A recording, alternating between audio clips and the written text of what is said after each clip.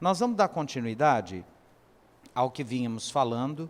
Nós estamos estudando o Livro dos Espíritos, Lei de Liberdade, capítulo 10, e estamos na questão 860. Inclusive, nós preparamos o espírito para estudar essa questão hoje, que era o seguinte: na volta, no segundo semestre, nós começamos falando das 3 grandes questões que estão desafiando o intelecto do ser humano. Quais são as 3 grandes questões da ciência e da filosofia? A primeira delas, o surgimento do universo. A segunda, o surgimento da vida. E a terceira, o surgimento do pensamento.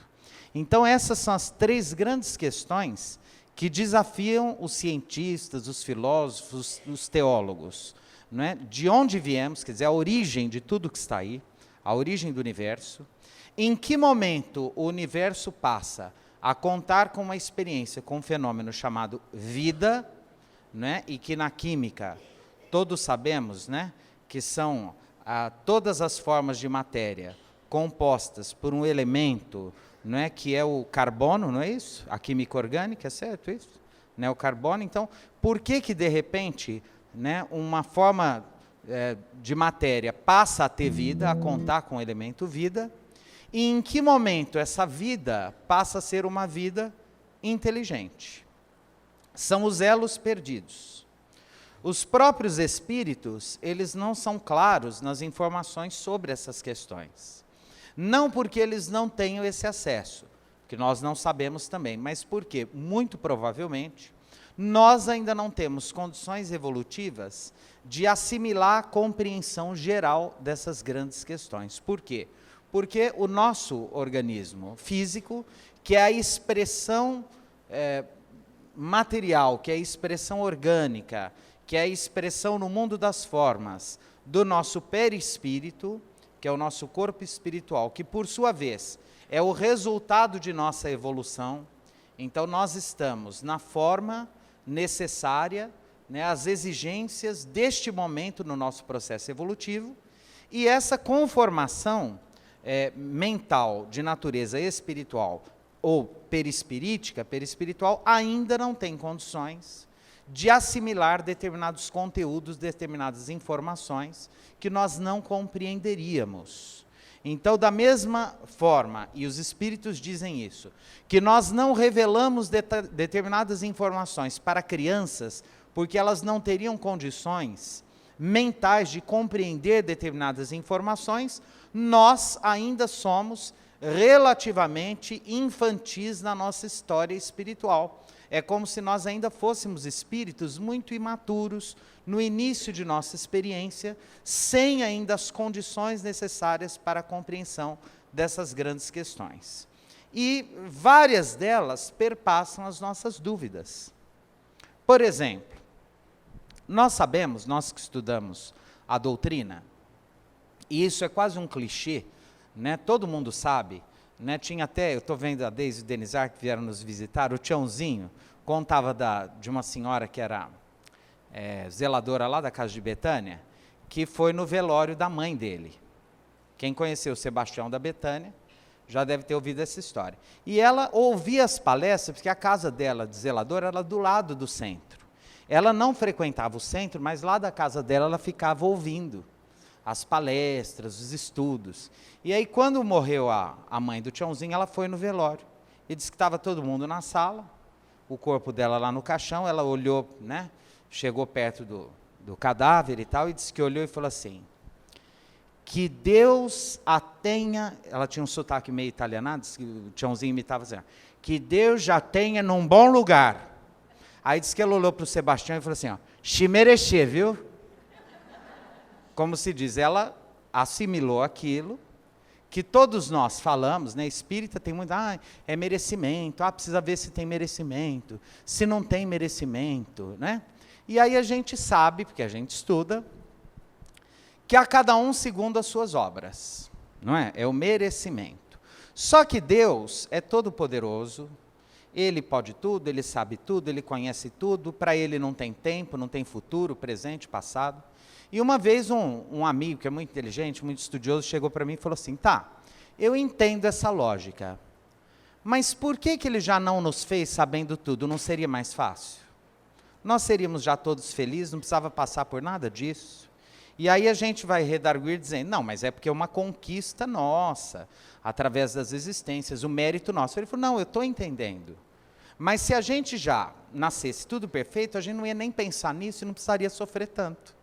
E tem uma lógica no que ele está falando também, né? Agora, por que Deus optou por esse caminho de nos criar simples, ignorantes, tendo que passar por isso tudo, reencarnando, às vezes aí milhares de anos? Sabe qual que é a resposta? Por quê? Não tem a resposta. Não existe, porque é assim, né? Por que essa flor é amarela e não... porque é assim, né? Deus do nosso orbe, que é Jesus Cristo, né, que o Chico falava, o governador, que tudo programou no planeta Terra, etc., fez, né, por bem criar a natureza como ele a criou segundo os critérios estéticos e éticos dele, que nós não temos acesso. Quer dizer, a ninguém é dado conhecer a natureza íntima de Deus. E o que nós podemos pensar de Deus no nosso estágio evolutivo? A figura mais próxima que nós temos é Jesus, né, cuja inteligência divina reflete os pensamentos divinos e criou esse mundo que nós habitamos, e não nos cabe questionar aqui o porquê é isso ou porquê é aquilo. E nesse sentido, a doutrina espírita, ela é muito mais descritiva do que propriamente explicativa. O que seria então uma doutrina descritiva? Aquela que mais do que explicar os conteúdos, ela descreve como os fenômenos acontecem, né? Isso não é assim que os cientistas às vezes fazem dentro de um laboratório? Olha, vamos estudar essa célula. Às vezes ele não entende por que aquela célula, né, apareceu ali. Quando, por exemplo, um médico pega um câncer de pulmão de alguém que fumou a vida inteira, ele fala, olha, esse câncer é próprio, ele é mais comum em gente que fumou a vida inteira. Mas quando um câncer parecido acomete uma criança que nunca fumou e etc., e alguém vem, olha, não tem casos na família, nada explica, e não tem explicação, aquilo surge, emerge ali, né? Aí nós vamos buscar na doutrina espírita uma compreensão, por exemplo, né, das causas espirituais que podem eventualmente estar por trás daquele fenômeno, que nem sempre são da maneira como a gente imagina que sejam também. Tem isso. Mas o cientista é aquele que entra no laboratório e o patologista, ele não vai dizer por que aquele câncer apareceu ali, ele vai identificar, esse câncer é do tipo tal, ele aparece nessas condições, o desenvolvimento dele é dessa forma, né, e ele vai descrever, né, aquele tipo de lesão, aquele tipo de neoplasia, né, e a maneira como ele se desenvolve. É descritivo. Há partes da doutrina espírita, principalmente as científicas, que são descritivas.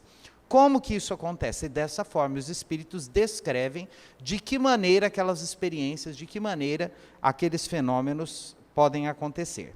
Nessa questão 860, Kardec indaga dos espíritos o seguinte: pode o homem, por sua vontade e pelos seus atos, evitar acontecimentos que deviam realizar-se e vice-versa? Então vamos voltar um pouquinho para a gente compreender. Os nossos projetos reencarnatórios, segundo o Livro dos Espíritos, se dão dentro de um projeto específico basilar da nossa encarnação. Então, antes de reencarnar, há aspectos que são importantes para o nosso crescimento, para a nossa educação, que dependendo do grau de evolução do espírito que irá reencarnar, esses aspectos são discutidos, são questionados, são refletidos por uma equipe de benfeitores espirituais, né, de espíritos familiares, espíritos também interessados e que estão protegendo aquela reencarnação. Olha, é importante nessa encarnação tratar essa questão essa e essa. Então é traçado um plano básico. As grandes questões da nossa existência, elas já são planejadas. Então vamos pensar, qualquer um de nós aqui, inclusive nós fizemos esse exercício aí uns domingos atrás. Vamos pensar uma pessoa aí que tem uma média de 70 anos. É possível a gente olhar para trás e pensar na nossa vida eventos que foram fundamentais para a nossa existência. Então vamos pensar, por exemplo, as condições em que nós reencarnamos. Aquele grupo familiar específico, as características daquelas pessoas naquele lugar, naquela condição socioeconômica, cultural, religiosa, etc. Isso é uma determinante contra a qual nós nada podemos fazer. Então a gente reencarna onde precisa reencarnar, está ali. Bom, depois aconteceu uma coisa lá, o pai, sei lá, foi à falência e a gente precisou mudar de cidade e foi para uma outra cidade. Quer dizer, são situações contra as quais, por exemplo, uma criança não pode nada, ela tem que acompanhar a família. São determinantes reencarnatórias, vai lá atrás. Aí, em dado momento, essa pessoa, sei lá, fica órfã de mãe ou é acometida por uma doença que não poderia ser evitada. Então, são aspectos, são eventos muito importantes, que a gente chamaria de eventos traumáticos, no sentido de que a sua importância é tamanha que eles causam uma transformação na nossa forma de ver o mundo, de ver a nós mesmos, de ver a nossa existência, de encarar as grandes questões da existência e que são determinantes para os rumos que nós vamos dar à nossa vida. Então, esses eventos, eles são já planejados reencarnatoriamente. É como se fosse um esqueleto, uma espinha, né? um trajeto para se chegar naquele lugar. Bom, os detalhes, como que isso vai acontecer, esses são preenchidos por nós, nas nossas pequenas escolhas do dia a dia. Então, muitos dos problemas que nós sofremos no dia a dia, eles não são de natureza reencarnatória. Eles são escolhas que fazemos livremente, espontaneamente, às vezes arbitrariamente, né? E que nos conduzem aqui ou ali de uma forma mais satisfatória ou menos. Na questão 859A, os espíritos dão essa resposta, eu anotei aqui, ó, olha que interessante. Somente as grandes dores, olha o que os espíritos dizem, somente as grandes dores, os acontecimentos importantes e capazes de influir na tua evolução moral, é que são previstos por Deus, porque são úteis à tua purificação e à tua instrução. Tem um outro momento aqui, em que os espíritos dizem assim, ó, que quando se cai, né, se machuca a mão porque caiu uma travessa, uma coisa, isso não, na maior parte das vezes, é porque nós estávamos pegando de um jeito inadequado, e não porque isso estava previsto reencarnatoriamente, né? Então, é muito mais lúcido que a gente entenda que grande parte das nossas dores se devem à nossa imprudência, à nossa negligência com a nossa vida, com as coisas do nosso dia a dia. Bom, essas escolhas que nós fazemos, eventualmente podem nos desviar de um projeto reencarnatório. Quando nós nos desviamos muito desse projeto, que nós vamos começando a nos distanciar demais daquele projeto reencarnatório, e começamos, inclusive, a nos comprometer muito moralmente, a ponto de começarmos a agregar contra nós compromissos muito sérios para encarnações vindouras. Se tivermos mérito suficiente para isso, e espíritos que nos protegem e que estão supervisionando a nossa experiência, é comum, muitas vezes, que o nosso regresso ao mundo espiritual seja antecipado. Então os espíritos olham, né, falam, ó, ele está desviando demais, não era para acontecer nada disso, ele está fazendo escolhas muito complicadas, isso vai trazer mais problemas, então vamos ajudá-lo. Vamos mandar um câncer que sei lá, né, traga de volta aí em 15 dias. E aí a gente volta. Ou vamos providenciar um acidente, né, para que ele volte rapidamente para o mundo espiritual. Então, muitas tragédias, entre aspas, são socorros espirituais que vêm a nosso favor para impedir que nós venhamos a nos comprometer ainda mais na nossa negligência, no nosso descuido para com a nossa própria encarnação. O contrário também é verdadeiro. Vamos supor, isso aí eu acredito, não sei vocês, mas eu acredito que isso é raro, que a gente saia melhor do que a encomenda. Eu acho que, em geral, a gente sai pior que a encomenda. Mas vamos supor que a gente tem lá um planejamento e tal, olha, você vai passar por isso, vai passar por aquilo, né? Em dado momento eu vou encontrar essa experiência triste, trágica, e aí eu chego aqui e tomo gosto por determinadas áreas da vida, né, que são úteis para o meu crescimento e para o crescimento daqueles que estão à minha volta. E isso pode se dar em diferentes planos, porque é muito comum a gente imaginar que só os religiosos é que estão prestando grandes serviços, né, à humanidade. Então a gente imagina logo assim, ícones da religião. Então a gente imagina um Chico Xavier, uma Dona Aparecida lá em Uberaba, né, um religioso, sei lá, católico ou protestante, que desenvolva um grande, mas não só. Vamos imaginar uma pessoa que às vezes está distante dessa questão da religião, mas que desenvolve um importante trabalho na área de educação. Está lá, educando crianças, desenvolve um trabalho numa região importante, ou um cientista, que parte da sua vida está se dedicando dentro de um laboratório ao desenvolvimento de uma vacina, de uma medicação, que irá cuidar ou melhorar a vida de milhares de pessoas, são benfeitores da humanidade, que ainda que distantes dos núcleos religiosos, prestam serviços importantes para a humanidade e para a diminuição da nossa dor, do nosso sofrimento. Quando os espíritos, ou às vezes, vamos menos, vamos imaginar uma mãe de família, uma dona de casa, que às vezes nem tem nenhuma projeção social, mas dentro daquele núcleo familiar, é uma pessoa de bem, que cuida às vezes do marido, dos filhos, dos netos, acode um vizinho, cuida da casa, é a pessoa que serve de equilíbrio para aquele núcleo familiar, para aqueles espíritos que estão ali.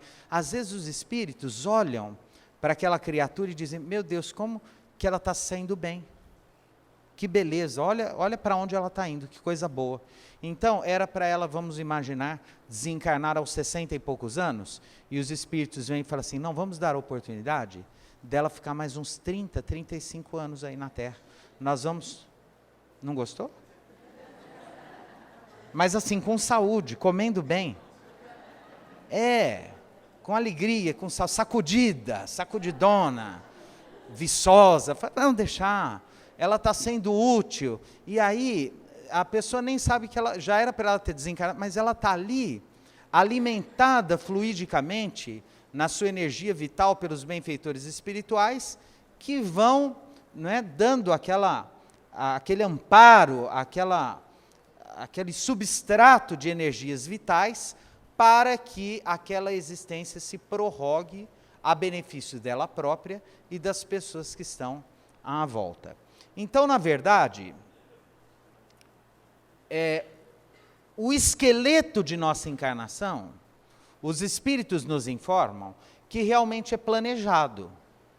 E quanto mais evoluído for o espírito, mais delicado e mais previsível é esse planejamento. Porque quando nós temos um espírito realmente de baixíssima evolução e de grandes comprometimentos morais, um espírito às vezes mau, perverso, que está de tal forma hipnotizado na sua perversidade, no seu ódio, na sua malignidade, que ele vai perdendo parte da sua liberdade, que fica à disposição dos bons espíritos para auxiliá-lo, determinando encarnações para as quais esse espírito, nessas condições, tem poucas escolhas. Olha que interessante. Então, quanto mais evoluídos nós somos, mais instruídos moral e intelectualmente, maior é a nossa liberdade de escolher a natureza de nossas experiências na Terra. Quanto mais atrasados, mais comprometidos nós somos, menor a nossa liberdade. Por quê? Porque nós estaremos condicionados a determinados compromissos kármicos assumidos anteriormente e que vão ser determinantes de experiências tristes, mas necessárias para a nossa evolução. Então, espírito mais evoluído, maior o âmbito da liberdade de escolha. Espírito mais atrasado, mais comprometido, menor a possibilidade de escolhas. Por isso que, vamos voltar um pouquinho, a principal característica da condição hominal, do ponto de vista espiritual, quer dizer, quando nós deixamos de ser meros princípios inteligentes, que na verdade nós não éramos, porque não havia individuação. Né? Quando isso que nós somos, que não se confunde com o princípio inteligente, mas era lá de forma difusa, desindividuada, né? Totalizada, né? No todo, esse princípio inteligente, quando ele desperta na condição de inteligência ou de espírito, a principal característica é a liberdade de escolha. Então somos criados todos simples e ignorantes. Ora, se somos todos simples e ignorantes, ainda não existe personalidade espiritual. Quer dizer, no momento zero de nossa criação, ainda não existe José, Antônio, Sebastião, todo mundo é absolutamente igual. É a partir das escolhas que fazemos no exercício de nossa liberdade, que nós vamos esculpindo isso que nós somos, e que podemos chamar de nossa personalidade espiritual. Então, esse que vos fala, era assim como vós que me ouvis, éramos todos iguais. Mas através do tempo, em múltiplas encarnações, eu fui me tornando essa coisa que está aqui, e você foi se tornando essa coisa que está aí. Deus não tem nada a ver com isso. Né? Como diz o cineasta Woody Allen, Deus existe, ele só não quer se envolver. E é verdade. Né? Ah, mas eu não gosto do que eu sou. Brigue com você mesmo. Você é resultado das escolhas que você fez no tempo. Né? Você era igualzinho. A quem que você admira? Ah, eu admiro, sei lá, o Einstein, eu admiro o Neymar, o Beethoven, né? Jesus Cristo. Ah, então, um dia vocês foram exatamente iguais. Ele virou isso, você virou isso, o seu vizinho virou aquilo. Se você foi responsável por isso que você se tornou, pense no que você quer ser daqui 100 anos, daqui 1000 anos, daqui 2000 anos, vai ser o resultado das escolhas que você vai fazendo hoje. E esse processo começa agora. Então amanhã eu já posso ser um pouquinho diferente do que eu era hoje. A semana que vem eu posso ser diferente do que eu era a semana passada. E é bom isso. Uma pessoa que passa uma encarnação inteira e nos últimos 50, 60 anos, ela não mudou em nada, ela é a mesma pessoa, que tem os mesmos hábitos, as mesmas crenças, os mesmos valores, não mudou o modo de pensar, não se transformou, é alguém que não está aproveitando a encarnação. Né? Todo dia a gente vive experiências diferentes para a gente mudar. Às vezes nós somos impedidos do nosso orgulho, pelo nosso orgulho, de assumir que a gente mudou, né? É muito comum, às vezes, aliás, esses dias eu estava lendo um texto de um psicanalista falando de educação de filhos, e ele dizia assim, o problema da educação dos filhos no mundo moderno, é bem inteligente o texto dele, é que os pais hoje, eles estão mais preocupados em ser amados do que em educar os filhos. Então, como eles sabem que dizer não para os filhos pode criar uma situação em que os filhos fiquem com um pouco de raiva deles, porque eles estão impondo limites e dizem não, e eles não suportam a ideia do filho chegar e falar assim, eu não gosto de você porque você não me deu aquilo, então acaba cedendo. Né? O Emmanuel diz que a principal tarefa dos pais é aproximar os filhos de Deus, mas nós queremos que os nossos filhos nos amem, e aí a gente precisa ser muito bom para eles, a gente precisa dizer sempre sim, a gente não pode frustrá-los, e principalmente agora que todo mundo trabalha, fica fora de casa, e o medo dos filhos um dia falarem, você não estava lá na hora, aí vira um fuzuê. Então ele diz assim, você que é pai, que é mãe, precisa decidir, você quer educar os filhos, ou você quer ser amado por eles? Olha que interessante. Você quer que eles te achem bonzinho e fiquem, ai, mamãe, papai, ai, como eu amo? Ou, assim, ó, os velhos lá são linha dura, viu? Né? É um problema isso, que nós temos enfrentado hoje, né? A ausência de limites, a ausência de auxiliares capazes de ajudar esses espíritos que estão reencarnando a realmente alcançarem o projeto reencarnatório a que eles se propõem. Então a questão que estava aqui hoje, que é a seguinte, né? Nós temos poder para mudar aquilo que estava planejado? Então essa é a questão. Pode o homem, por sua vontade e pelos seus atos, evitar acontecimentos que deviam realizar-se e vice-versa? Sim, pode. Pode, através das escolhas que ele faz. Então, estamos diante de uma tragédia, de um grande sofrimento.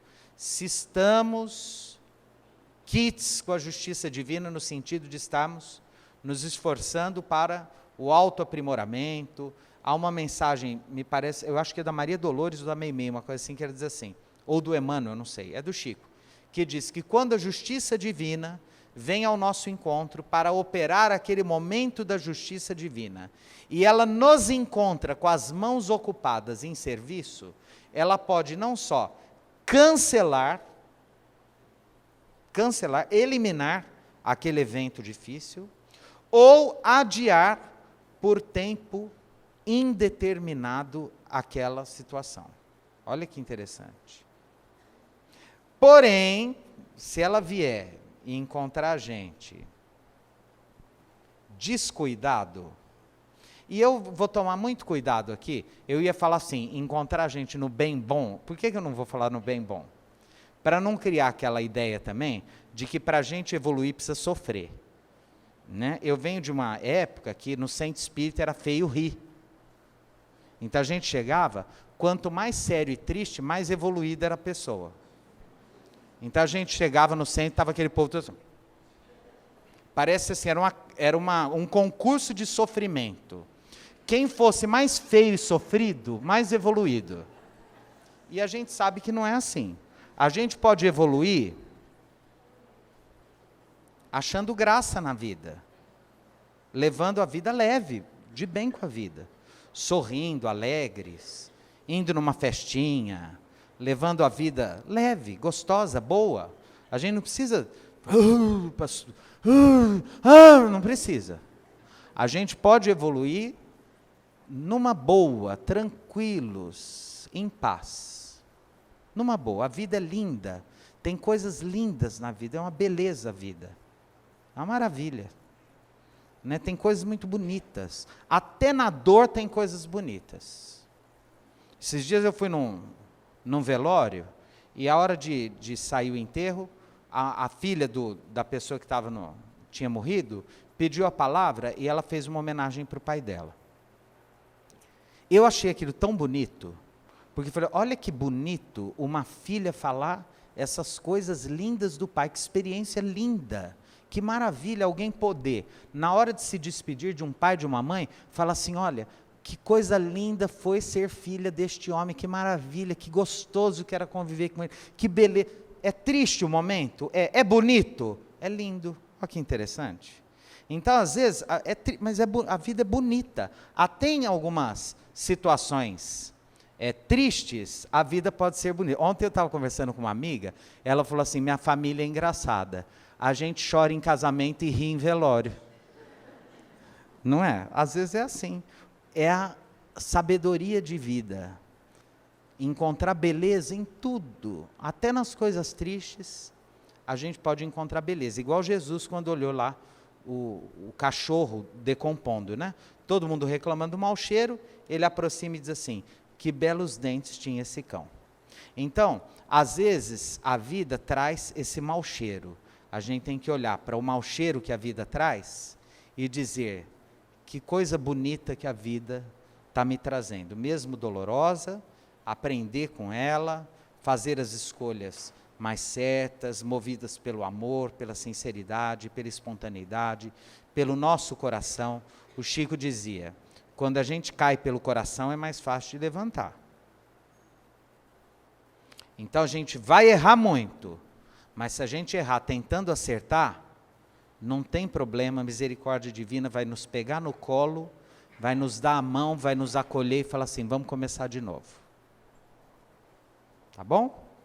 E aí a gente continua na semana que vem, numa outra questão, que é a questão 861. O homem que comete um assassinato, sabe ao escolher a sua existência, que se tornará assassino? Quer dizer, alguém nasce condenado a ser mau? Vamos estudar isso domingo que vem. Que Jesus nos abençoe e nos ampare.